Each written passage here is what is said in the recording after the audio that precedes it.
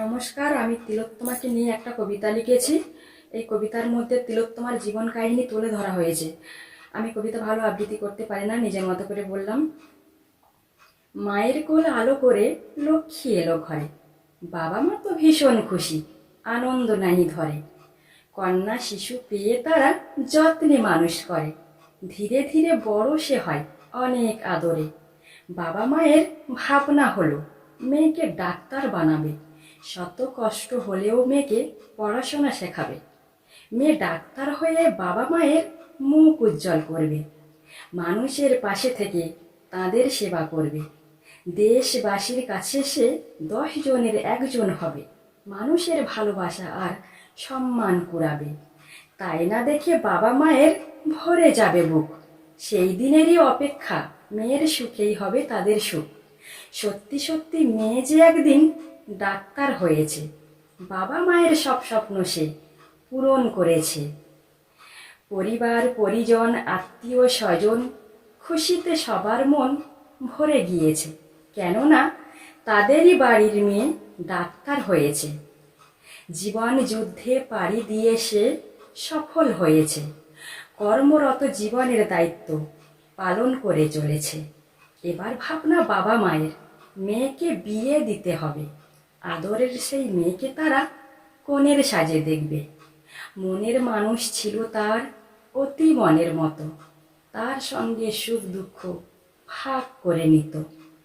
ছাতলা তলায় বসবে তারা, দিনক্ষণ ঠিক হলো, সারা জীবন থাকবে পাশে, একে অপরকে কথা দিল। কথা দিয়ে কথা রাখা হলো না তাহার, কে বা কারা করে দিল জীবনটা সংহার। কলকাতার মধ্যে আছে সরকারি হসপিটাল আরজি কর, মৌমিতা দেবনাথ ছিলেন সেখানকার জুনিয়র ডক্টর। কর্মরত ছিল সে যে 9ই আগস্ট 2024 তারিখে, অবশেষে ঘুমিয়ে পড়ে ক্লান্ত হওয়ার নিরিখে।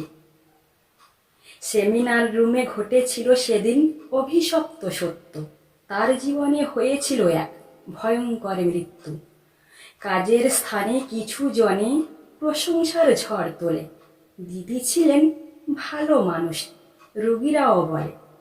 হাতের লেখা ছিল দিদির অতি সুন্দর, মিষ্টি করে বলতো কথা, ভালো ব্যবহার। যারা তোমার ডুবিয়ে দিল জীবনেরই তরি, কেমন করে প্রাণ কেড়ে নিল একটু বর্ণনা করি। ভাবতে গেলে এসব কথা গা শিউরে ওঠে, দিদির নাকি বেরিয়েছিল রক্ত চোখ ফেটে।